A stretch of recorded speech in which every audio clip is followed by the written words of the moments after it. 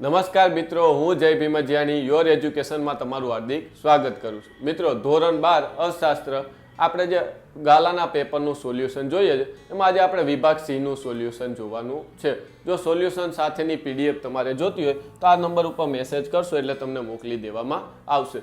મિત્રો, નવી paper style પ્રમાણે વિભાગ સીમાં કેટલા પ્રશ્ન પૂછાય છે તો કે આપણને 31 થી જે 46 પ્રશ્ન છે એ વિભાગ સીમાં આપણને પૂછે છે. એટલે ટોટલ કેટલા 16 પ્રશ્ન પૂછાય છે. એમાંથી આપણે કેટલા લખવાના છે? 12 જ લખવાના છે, બધા લખવાના નથી.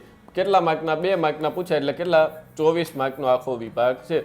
જો સારી તૈયારી કરીએ તો 24માંથી સારા માર્ક આવી જશે. તો ચાલો આપણે જોતા જઈએ કે કેવા પ્રશ્ન પૂછાય છે.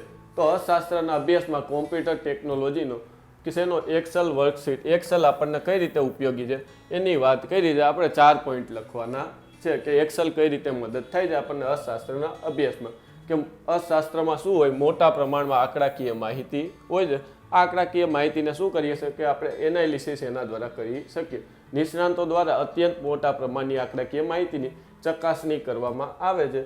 જેમ કે જ્યારે આપણા ભારતમાં નાના પાયાના ઉદ્યોગની વાત કરીએ તો એમનું ઉત્પાદન કેટલું કરેલું છે, એમને નિકાસ કેટલી કરેલી છે, આવી બધી વાત કરતા હોય ત્યારે શું પ્રયાસો કરીએ, મેળવવાના પ્રયાસ કરીએ ત્યારે આપણે અસંખ્ય ચીજ વસ્તુઓના ઉદાહરણ મળે છે. આવી માહિતી કોમ્પ્યુટરના પ્રોગ્રામની એક્સેલ શીટમાં મૂકીને શું કરી શકીએ? આપણે સરવાળા સરેરાશ કાઢી શકીએ કે કેટલું સરેરાશ ઉત્પાદન છે, કેટલો એમનો શું વિકાસ ગ્રોથ છે, સહસંબંધને આવી બધી માહિતી શું કરી શકીએ? આપણે મિનિટોમાં મેળવી શકીએ. આપણે બુકમાં જાતે કરવા જઈએ તો બહુ લાંબો સમય, કેવો ખર્ચ અને સમયનો વ્યય થાય. એની કરતાં આપણે એક્સેલ વર્કશીટનો ઉપયોગ કરીને સરળતાથી મેળવી શકીએ. એક્સેલ શીટમાં શું કીધું? આંકડાકીય માહિતીને પ્રોસેસ કરવા માટેનો પ્રોગ્રામ છે. માહિતીને તમે પ્રોસેસ કરી શકો. મેળવેલી માહિતી માટે વિવિધ પ્રકારની આકૃતિ પણ એક્સેલ શીટમાં દોરી શકાય છે. માહિતીને આપણે શું સામાન્ય શબ્દોમાં સમજાવવા માટે વિવિધ આકૃતિઓ પણ દોરી શકીએ છીએ. આ પહેલા ચેપ્ટરનો પ્રશ્ન આમાં પૂછાણો છે 2 માર્કનો. બીજો પ્રશ્ન કયો છે તો કે ઇન્ટરનેટના ઉપયોગના ભય સ્થાનો જણાવો. કાં ઇન્ટરનેટના પૂછશે ને ક્યાં કમ્પ્યુટર ટેકનોલોજીના પૂછે. ઇન્ટરનેટના પૂછેલા તો ઇન્ટરનેટમાં શું માહિતી મેળવવા માટેનું સાધન છે. તે કોઈ વિચાર શક્તિ કે તર્ક શક્તિનું શું સ્થાન લઈ શકતું નથી. તમે જે માહિતી સર્ચ કરશો એ તમને ઇન્ટરનેટ આપશે. વિચાર શક્તિ કે તર્ક શક્તિ એની પાસે હોતી નથી.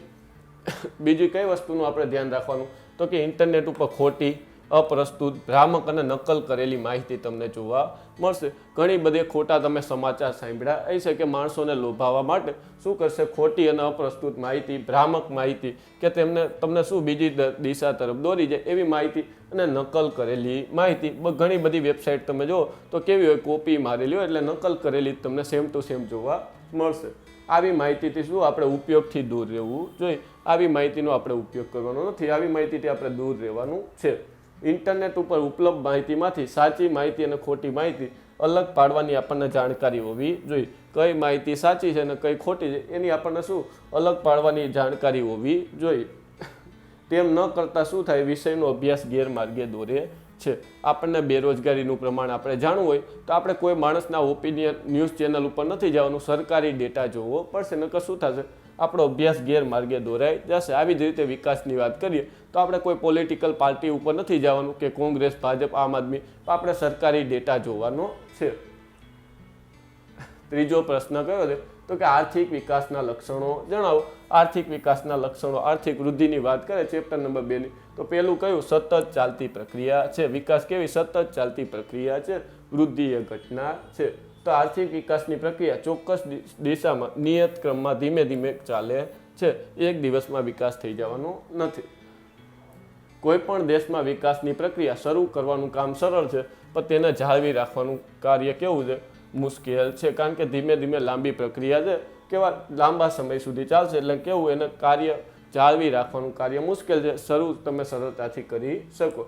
સામાન્ય રીતે વિકાસની પ્રક્રિયા શરૂઆતમાં ઝડપી હોય છે, સમય જતાં કેવી થઈ જશે? ધીમી પડી જશે.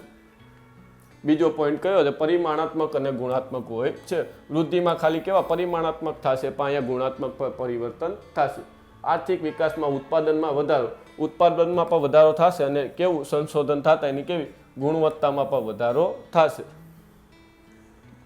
ત્રીજો પોઈન્ટ કયો છે કે માંગમાં પરિવર્તન આવશે.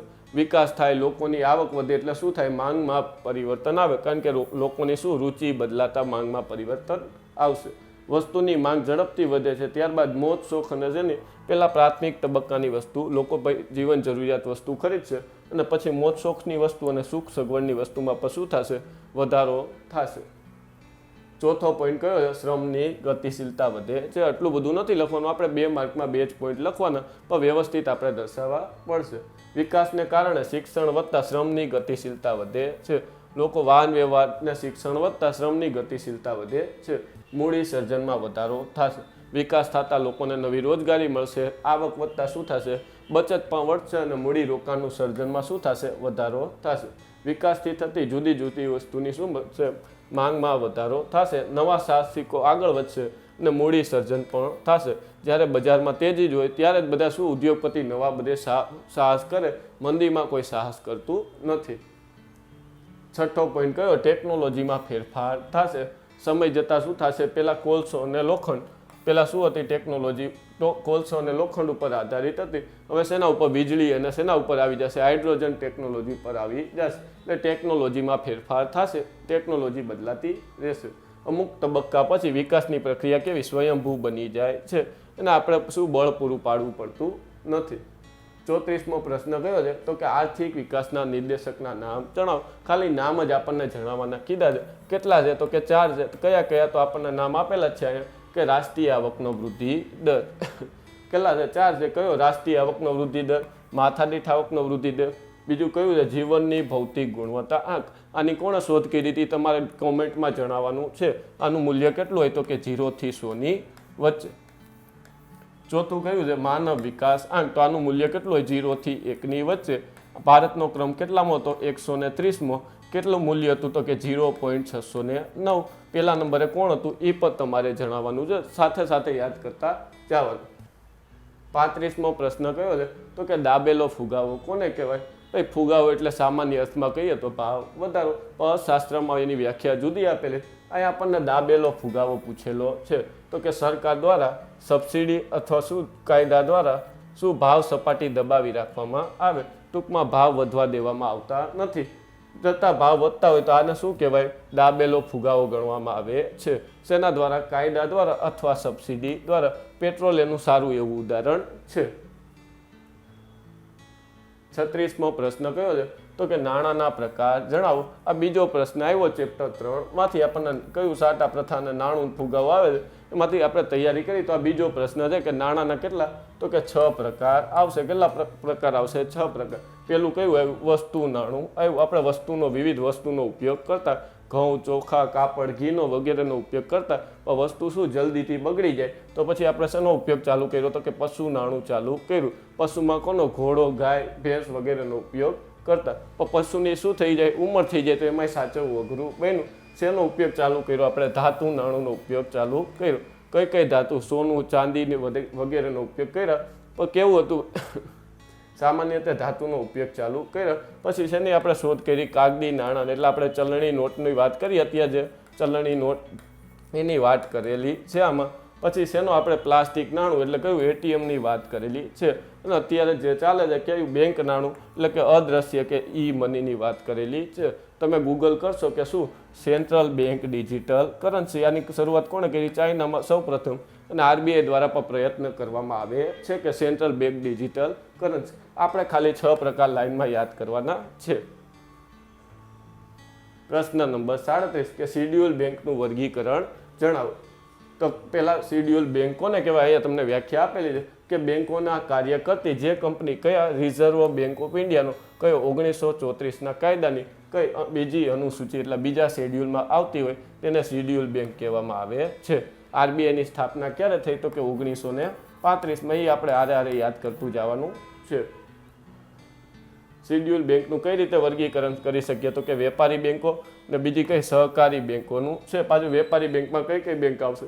તો કે જાહેર ક્ષેત્રની બેંક, ખાનગી ક્ષેત્રની બેંક, વિદેશી બેંક અને કઈ? પ્રાદેશિક ગ્રામીણ બેંકની વાત કરેલી છે. જાહેર ક્ષેત્રની બેંકનું આપણે ઉદાહરણ લખીએ તો કઈ આવશે? SBI, bank of Baroda. આવી બધી. ખાનગી બેંકની વાત કરીએ તો એચડીએફસી આવશે, પછી આઈસીઆઈસી. આ બધી ખાનગી ક્ષેત્રની બેંક છે. વિદેશી બેંક અને કઈ? પ્રાદેશિક ગ્રામીણ બેંકની વાત. સહકારી બેંકમાં કઈ આવશે? શહેરી સહકારી અને કઈ? સ્ટેટ કોઓપરેટિવ આવશે કે રાજ્ય દ્વારા સંચાલિત. પછીનો પ્રશ્ન કયો છે 38મો, તો કે આરબીઆઈની નાણાકીય નીતિના ગુણાત્મક સાધનો માત્ર નામ જણા. કયા? પરિમાણાત્મક અને ગુણાત્મક સાધન હોય, પણ આમાં ખાલી ગુણાત્મક જ પૂછેલા છે. તો કયા કયા છે? તો કે સલામતીની જરૂરિયાત, બીજું કયું છે માર્જિનની જરૂરિયાત, ત્રીજું કયું છે ધિરાણની ટોચ મર્યાદા અને ભેદભાવયુક્ત વ્યાજનો દર. આ બધા ગુણાત્મક કોને કહેવાય? કે આરબીઆઈ દ્વારા લાગુ કરવામાં આવે ત્યારે બધાને કેવો સરખો ફેરફાર થતો નથી, ટૂંકમાં સરખા લાગુ પડતા નથી, એટલે જ આને કેવા ગુણાત્મક કહેવામાં આવે છે. ચારે ચાર આપણે યાદ કરવાના છે. હવે પછી કયો આપણે 39મો પ્રશ્ન જોવાનો છે. તો શું પૂછેલું છે આપણને? ગરીબીનો આવક અભિગમ સમજાવો. આવક અભિગમની વાત કરેલી, જે પરંપરાગત ગરીબીની વ્યાખ્યા હતી એની વાત કરેલી. તો શું કીધું કે ગરીબીની આવક અભિગમ મુજબ જીવન જરૂરી ચીજવસ્તુઓ અને સેવાઓ ખરીદવા માટે નક્કી કરવામાં આવેલી શેની? આવક અને ખર્ચની લઘુત્તમ સપાટીને આપણે શું કહેવાય? ગરીબી રેખા કહેવાય. આપણે આવક અભિગમ જાણવો હોય તો સૌથી પહેલાં શું? વ્યક્તિની આવક જાણવી પડશે અને એક શું લઘુત્તમ સપાટી નક્કી કરવી પડશે, જેને આપણે શું કહીએ છીએ? ગરીબી રેખા કહીએ છીએ. ગરીબી રેખાથી નીચે જેટલા લોકોની આવક આવતી હશે એને આપણે શું ગરીબની વ્યાખ્યામાં ગણશું. એટલે ગરીબી રેખા દ્વારા નક્કી થયેલ આવક કે ખર્ચની લઘુત્તમ સપાટીથી ઓછી આવક ધરાવતા વર્ગને શું કહેવાય? ગરીબ કહે છે. જે આપણે વાત કરી એની જ વાત કરેલી છે. આમ આ અર્થઘટન અનુસાર ગરીબી એક કેવી? અભાવની સ્થિતિ છે. સામાન્ય અર્થમાં કેવું હોય? ગરીબી કોને કહેવાય? અભાવની સ્થિતિ. ભારતમાં ગરીબી રેખા માટે જરૂરી શું? કેલરી મેળવતા ખોરાક પાછળ થતા કાર્ય, અહીંયા જેના પાછળ ખોરાક પાછળ ખર્ચ થતો હોય એની જ વાત કરેલી છે. એ જ આની શું મર્યાદા બનશે. આ અભિગમ મુજબ ફક્ત અપૂરતા ખોરાકને ધ્યાનમાં લેવામાં આવે છે. પણ અત્યારે આધુનિક ગરીબીની વ્યાખ્યામાં આનાથી પણ વધારે આવે કે શિક્ષણ અને આરોગ્ય પાછળ થતો જે ખર્ચો હોય એને પણ ગણવામાં આવે છે. ગરીબી અત્યારે શું થઈ ગઈ ભાઈ? આ વ્યાખ્યા મુજબ ખાલી ભૂખમરાની સ્થિતિ દર્શાવે તેની મર્યાદા છે. આ અભિગમની શું? તે મર્યાદા છે. 40મો પ્રશ્ન કયો છે? તો કે પ્રચ્છન્ન બેરોજગારીનો અર્થ આપો. જે છઠ્ઠું ચેપ્ટર છે, અમુક ચેપ્ટર જે સહેલા હોય એ આપણે વ્યવસ્થિત તૈયાર કરી નાખવાના છે. આમાં જે બધા પ્રકાર છે 5 પ્રકાર, તો 5એ 5 આપણે યાદ રાખવાના.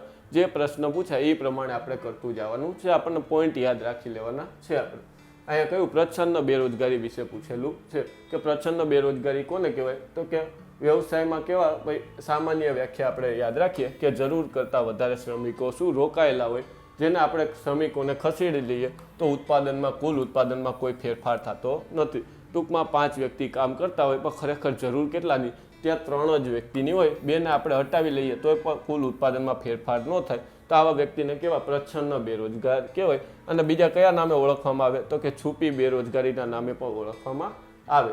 જો ઉત્પાદનના સાધનો અને ટેકનિક શું વાત કરી? અતિ વસ્તી ધરાવતા એટલે કે વિકસતો દેશ હોય ભારત જેવો, કે શ્રમની કેવું ભાઈ શ્રમનો જથ્થો વધારે હોય ત્યાં આવી બધી બેરોજગારી જોવા મળે. એટલે ટૂંકમાં વિકસતા દેશમાં પ્રચ્છન્ન બેરોજગારી જોવા મળે છે. આપણે પોઈન્ટ બનાવી લખતા જવાનું. પહેલાં વ્યાખ્યા લખવાની, કયા દેશમાં જોવા મળે, પછી એનું કયું બીજા નામ કયું છુપી બેરોજગારી તરીકે ઓળખવામાં આવે. આવી રીતે પોઈન્ટ બનાવીને આપણે વ્યવસ્થિત જવાબ લખવાનો. પ્રચ્છન્ન બેરોજગારી એટલે છુપી બેરોજગારી, જેને કેવા? શ્રીમાન ઉત્પાદકતા શૂન્ય હોય છે. એટલે વ્યક્તિ કામ કરતો તમને દેખાશે પણ કામ કરતો ખરેખર એનું ઉત્પાદન હોતું નથી. ભારતમાં વસ્તી વૃદ્ધિનો દર ઊંચો છે, તેથી ભારતમાં રોજગારી જોવા મળતી સંખ્યા પણ ઊંચી છે. કયા ક્ષેત્રે? તો કે ખેતી ક્ષેત્રે આવી બેરોજગારી જોવા મળશે. કારણ કે ખેતી ક્ષેત્રનું ઉદાહરણ હમણાં આવશે આપણે, કે ભારતમાં ખેતી સિવાય અન્ય ક્ષેત્રમાં પૂરતો વિકાસ થયો નથી. લોકો પાસે વૈકલ્પિક રોજગારી હોતી નથી. ગામડામાં કયો? તો કોઈ પણ વ્યક્તિ સામાન્ય ખેતી જ કરતો હોય છે, વૈકલ્પિક રોજગારી હોતી નથી. આ વધારાના શ્રમિકોના ખેત ઉત્પાદનમાં કોઈ ફાળો હોતો નથી. તેમની શ્રીમાંત ઉત્પાદકતા ફરીથી જ વાત કરી કેવી? શૂન્ય હોય છે. શહેરી વિસ્તારમાં પણ આવી બેરોજગારી જોવા મળે કે ઉદ્યોગ અને વેપાર ક્ષેત્રે.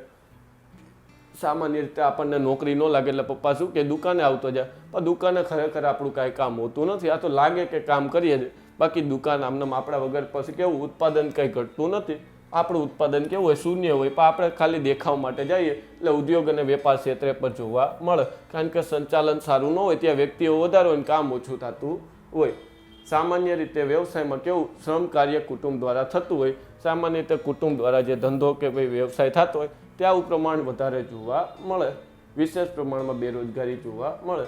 અહીંયા તમને ખેતીનું ઉદાહરણ આપ્યું છે, પણ 2 માર્કમાં આપણે 4 જ પોઈન્ટ લખવાના છે. બહુ લાંબી વાર્તા કરવાની નથી. આ વધારાના કેવા અહીંયા વાત કરવાની આપણે કે 5 વ્યક્તિ કામ કરે છે પણ ખરેખર જરૂર કેટલાની 3 વ્યક્તિની, તો આ બીજા 2 વ્યક્તિને હટાવી લઈએ તો શું થાય ભાઈ એમનું કાંઈ કામ હોતું નથી, શ્રીમાન ઉત્પાદકતા શૂન્ય હોય તો કે એને કેવા છુપા બેરોજગાર કે પ્રચ્છન્ન બેરોજગાર કહેવાય. પછીનો પ્રશ્ન કયો છે તો કે પ્રશ્ન નંબર 41 શું વાત કરી, પંડિત દીનદયાળ ઉપાધ્યાય શ્રમ તે જયતે યોજનાની વાત કરો. તો આ યોજના ક્યારે શરૂ થઈ, શું એનો હેતુ છે એ આપણે બધું જાણવાનું કે 16 ઓક્ટોબર 2014થી શરૂ કરવામાં આવી. એનો મુખ્ય હેતુ શું છે તો કે અસંગઠિત ક્ષેત્રના શું શ્રમિકોના સ્વાસ્થ્ય અને સુરક્ષાની શું છે સારું સંચાલન, સ્વાસ્થ્ય અને સુરક્ષા સારા રહે, સારું સંચાલન રહે, શું વિકાસ અને શ્રમિકોનું કલ્યાણ થાય. ટૂંકમાં શ્રમિકોનું કલ્યાણ થાય, એમને સ્વાસ્થ્ય સારું રહે, શું સુરક્ષા મળે, વીમો ને એવી બધી પ્રક્રિયા મળે અને ધંધાનો ઉદ્યોગ સાથે શ્રમિકોનો પણ વિકાસ થાય એવું આ કાર્ય કરવાનું છે. તેમજ ઔદ્યોગિક વિકાસ માટે અનુકૂળ વાતાવરણ ઊભું કરવાનું છે. હડતાલ ને એવું ન થાય એનું બધું વાતાવરણ કેવું ઊભું કરવાનું છે. 42મો પ્રશ્ન કયો છે કે રાજકૃષ્ણ સમિતિએ રજૂ કરેલા માપદંડો આપણે જણાવવાના છે, બેરોજગારીના માપદંડો. આ એમનો ફેવરેટ પ્રશ્ન છે કે રાજકૃષ્ણ સમિતિ તો એ પૂછે છે, તમને આવડતા જશે. કેટલા 4 માપદંડ છે, કયા કયા તો કે સમય, આવક, સંમતિ અને ઉત્પાદકતા. આપણે સમયની વાત કરીએ તો કે સમયમાં કેટલો આવશે તો કે 28 કલાકથી ઓછું જેને અઠવાડિયામાં કામ મળે અને કેવા તીવ્ર બેરોજગાર કહેવાય. અહીંયા ખાલી નામ પૂછ્યા પણ આપણે સાથે સાથે સમજી લઈએ. 28 કલાકથી વધારે અને કેવું 42 કલાકથી ઓછું કામ મળે એની તીવ્રતા કેવી થઈ જાય તો કે ઓછા તીવ્ર બેરોજગાર કહેવાય ને. કેવા કહેવાય ઓછા તીવ્ર બેરોજગાર કહેવાય.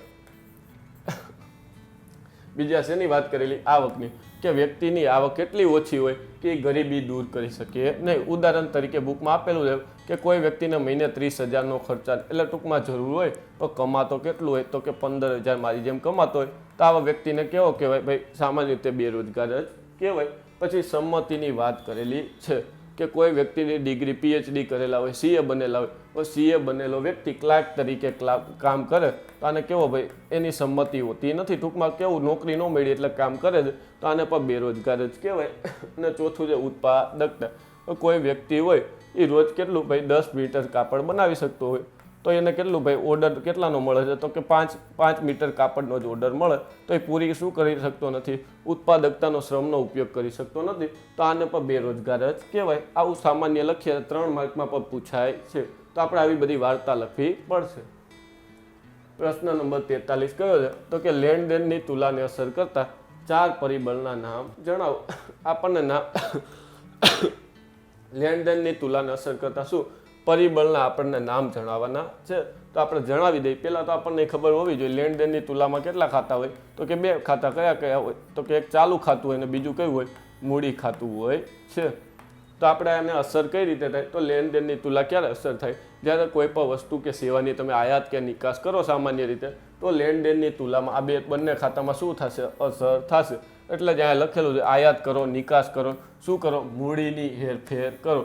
મૂડીનું તમે વિદેશથી અહીંયા લઈ આવી, લોન બહારથી લઈ આવે ભાઈ રિલાયન્સવાળા મુકેશભાઈને ખબર પડી કે અમેરિકામાં કેવા ઇન્ટરેસ્ટ રેટ એટલે વ્યાજના દર ઓછા છે તો બારી બોન્ડ બહાર પાડી અને પૈસા લઈ આવે તો શું કરે ભાઈ મૂડીની હેરફેર થાય. અહીંથી કોઈ વ્યક્તિ બહાર લઈ જાય તો મૂડીની હેરફેર થાય તો શું લેણદેણની તુલામાં અસર થશે. સાધનોની હેરફેર થાય, નવી ફેક્ટરીને એવું નાખવા માટે સાધનોની. પછી મૂડી રોકાણની હેરફેર કરવામાં આવે.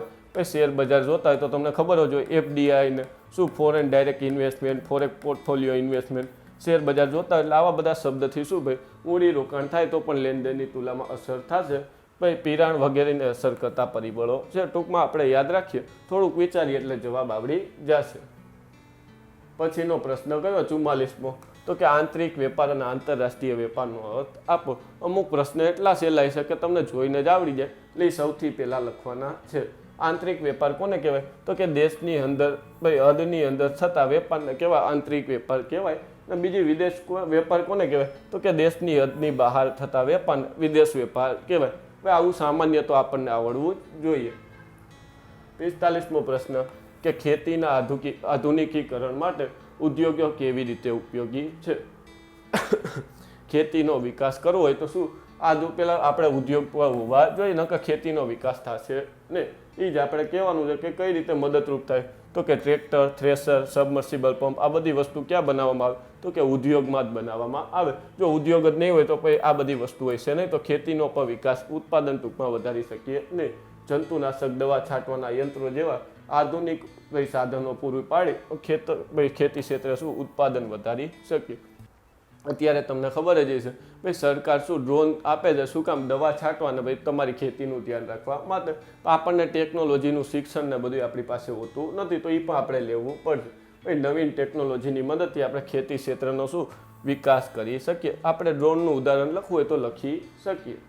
આમ ખેતીનું આધુનિકીકરણ માટે ઉદ્યોગ ઘણા ઉપયોગી છે, ટૂંકમાં જરૂરી છે ભાઈ. તો હવે કયો આપણે 46મો પ્રશ્ન જોવાનો છે, તો કયો છે કે ભારતમાં રેલવે સામેના પડકારો જણાવો કે રેલવે સામે કયા કયા પડકારો છે. તો પહેલો પડકાર કયો છે કે આધુનિક ટેકનોલોજી પૂરેપૂરી અપનાવી. ટેકનોલોજી મુજબ આપણે આગળ વધતું જવું પડશે. તમે હાઈ સ્પીડ ટ્રેનને બધું જુઓ, ચીનમાં તમે જુઓ, અમેરિકામાં, જાપાનમાં, તો બુલેટ ટ્રેનને બધું ધીમે ધીમે આપણે વિકસાવવું પડશે. ટેકનોલોજીથી ભરપૂર આપણે કેવું રહેવું પડશે.